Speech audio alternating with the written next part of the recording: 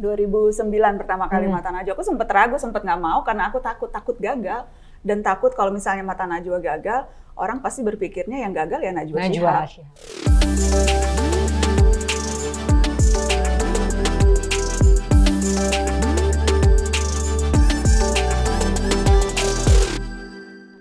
Speaking about your family nih Mbak Nana gitu, kita tahu who your family are gitu.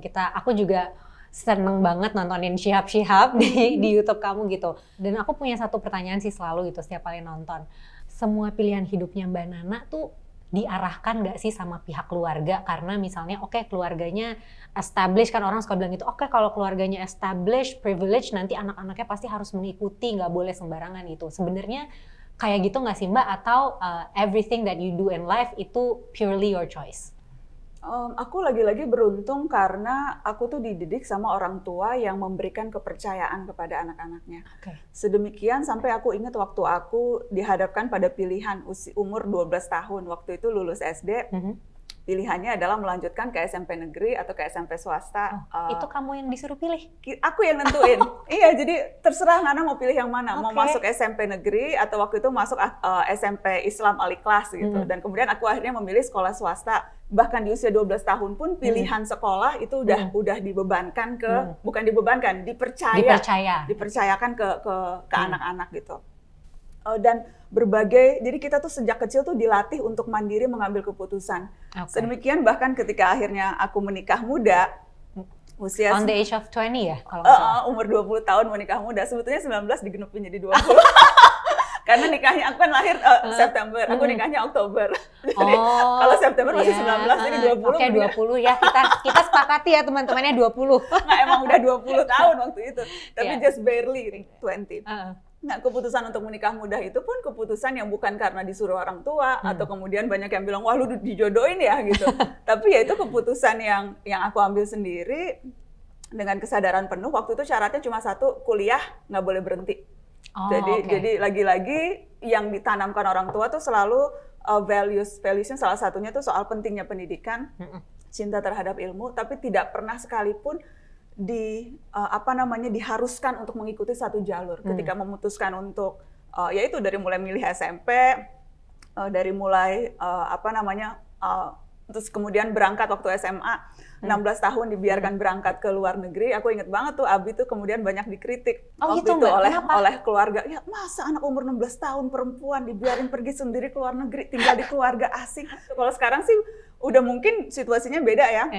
Keluar negeri itu jauh lebih gampang. Kalau dulu tuh tahun 93, 94 aku berangkat, itu tuh dulu pertama kali tuh aku keluar negeri sendiri gitu dan sebagainya. Jadi ketika itu zamannya tidak sesimpel ini kalau mau keluar negeri. Nah, aku tertarik banget tadi waktu Mbak Nana ceritain masa anak 16 tahun pergi sendiri, perempuan lagi.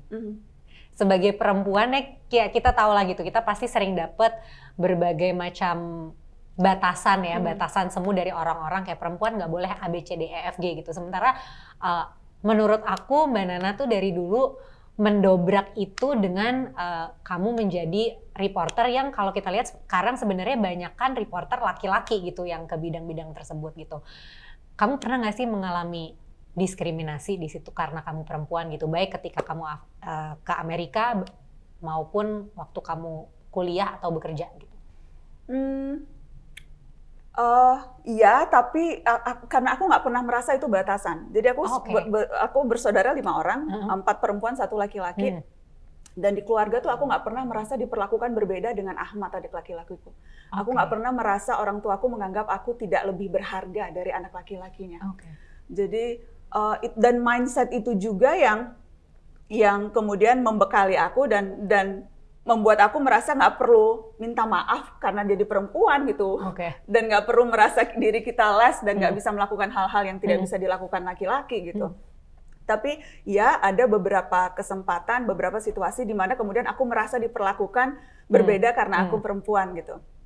Pada saat memulai pekerjaan menjadi reporter, aku ingat tuh ada satu kesempatan aku liputan di satu institusi aparat. Kita lagi doorstop. Terus salah satu komandan berbintang di institusi yang lagi aku itu nunjuk aku ketika aku bertanya gitu, oh kamu siapa sayang gitu. memanggil sayang gitu di hadapan semua reporter yang lain. Dan waktu itu malah teman-teman yang lain, apakah barisan anak buah si jenderal ini di belakangnya ketawa-ketawa, terus reporter yang lain mungkin karena salting atau apa juga ikut tertawa. Tapi aku inget tuh momen di mana aku merasa diperlakukan, loh kenapa lu manggil gue sayang ya gitu. Pada saat liputan sesuatu yang serius gitu. Jadi ada tuh momen-momen itu. Ada juga momen aku inget ketika aku, dan ini belum lama sih, belum lama aku bahkan baru-baru ini masih bukan dalam situasi itu ketika aku masih newbie banget. Sekarang ada pejabat yang manggil sayang, enggak. Enggak sih, nggak mungkin gitu. Tapi hati-hati ya yang nonton ya. Enak banget manggil sayang gitu kan gitu. Tapi nggak, itu ketika awal-awal banget, banget. Nah terus tapi aku inget itu kan bentuk pelecehan sebetulnya ya. Betul. Aku inget belum lama ini aku lari pagi. Di tempat yang relatif sepi gitu. Dan aku waktu itu berusaha dicolek, jadi ada orang naik motor, berusaha menggapai. Dan kemudian aku menepis gitu, jadi nggak sampai digapai. Tapi maksudnya itu nggak pagi-pagi banget juga, jam 6:30 di lingkungan perumahan. Tapi then again, pelecehan seksual di ruang publik itu sesuatu yang nyata dan terjadi. Dan aku ngalamin itu. Jadi dia nggak tahu yang mau dia colek Najwa Shihab. Takut ya? Dan kaget sih, aku pasti kaget sih. Gitu, kaget gitu. Tapi ya itu menjawab pertanyaan kamu, ada situasi-situasi di mana berada dalam kondisi yang vulnerable gitu. Kamu pernah nggak sih ngerasa takut, Mbak Nana?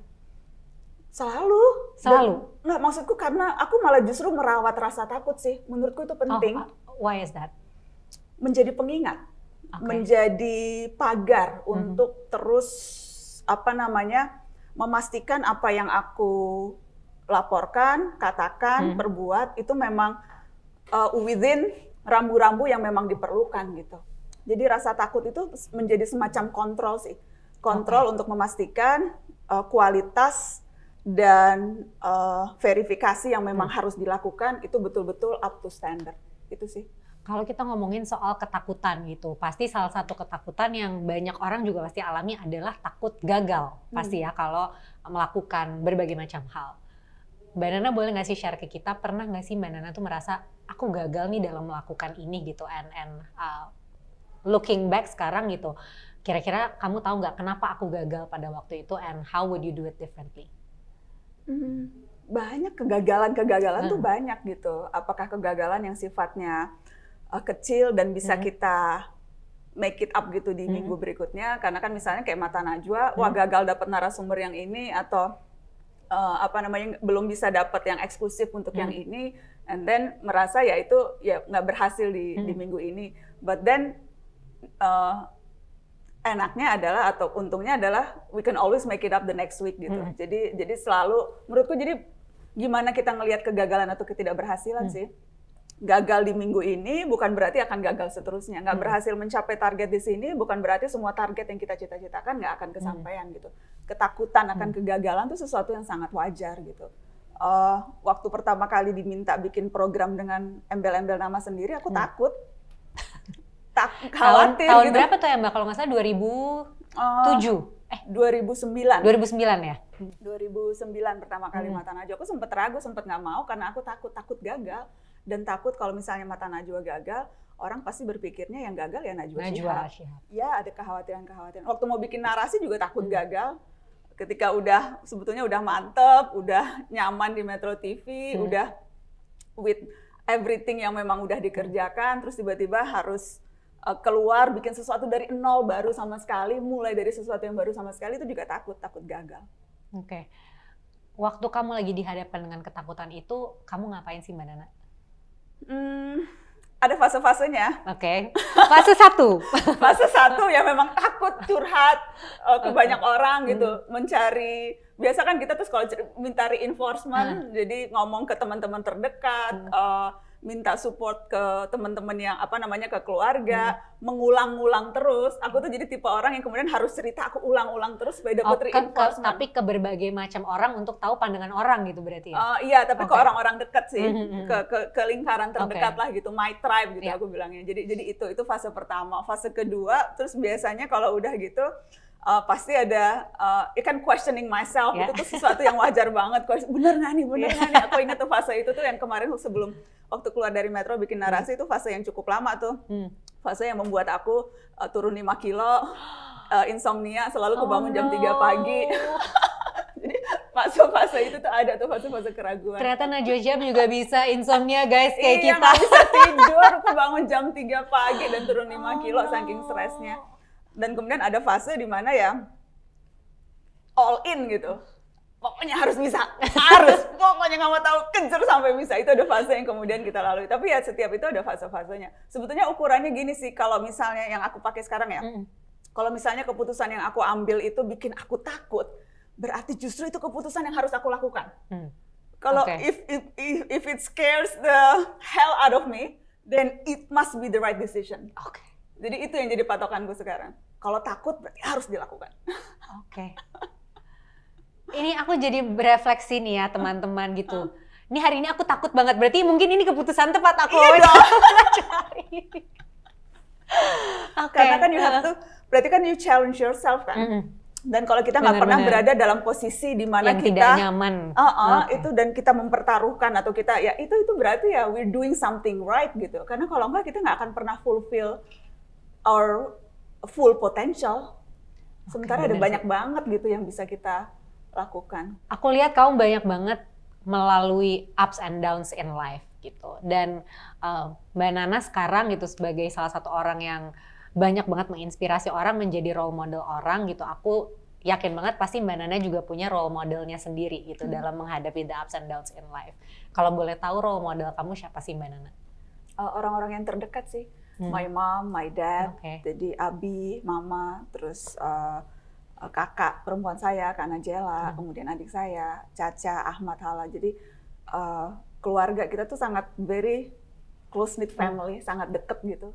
Aku coba melihat dari kacamata netizen ya, karena netizen tuh sekarang getol banget ngomongin yang namanya kalau orang sukses privilege berarti dia tidak 100% sukses gitu. Nah, Mbak Nana pernah nggak sih berpikiran bahwa you have a great loving supporting family, you come from a quite stable economic family juga gitu. What are your takes on that? Aku setuju sih. Aku merasa kalau aku bukan lahir di keluarga aku sekarang yang sangat percaya pendidikan, yang percaya anak-anak perempuannya harus berani punya mimpi, yang mendorong untuk nggak apa-apa punya ambisi, itu aku merasa apa yang kakakku, adik-adikku dapatkan itu karena tumbuh di keluarga yang memang percaya pada nilai-nilai itu. Secara ekonomi sebetulnya kami waktu kecil tuh grow up bukan tergolong keluarga yang mapan gitu, karena Abi tuh dosen. Aku ingat mama tuh dulu harus jualan batik untuk support aku dan adik-adikku gitu. Tapi dari dulu tuh uang tuh nggak pernah jadi sesuatu yang kita anggap luar biasa penting. Dan sejak dulu tuh Abi selalu terbuka cerita soal penghasilannya. Kita bukan yang well off gitu. Tapi sekali lagi itu nggak pernah jadi isu sih. Karena ya itu kecintaan terhadap ilmu pendidikan tuh nomor 1. Dan sesungguhnya Abi juga mendapatkan itu dari orang tuanya. Abi selalu cerita tuh dulu kakek saya Habib Abdurrahman Shihab, abahnya Abi selalu bilang, pokoknya saya nggak bisa ninggalin harta buat kamu, tapi kalau untuk pendidikan, kalau perlu saya jual gigi. Karena zaman dulu gigi dari emas. Gigi palsu. Jadi jual gigi itu akan literally jual harta tuh. Iya, karena itu. Jadi ya kalau ditanya privilege, yes, aku merasa bukan karena dulu Abi sempat jadi menteri, bukan karena kekayaan, tapi aku merasa privilege karena aku tahu tidak semua keluarga punya value soal pendidikan, cinta ilmu yang sedemikian. Tidak semua keluarga punya perspektif yang mengangkat harkat anak-anak perempuannya. So I'm very lucky in that, and I feel privileged because of that. Bahwa tapi kemudian tamunya yang mendadak membatalkan diri, yaitu urusan dia ya. Urusan lain. Hai. Hai, siapa tahu mau datang lagi, ditungguin loh.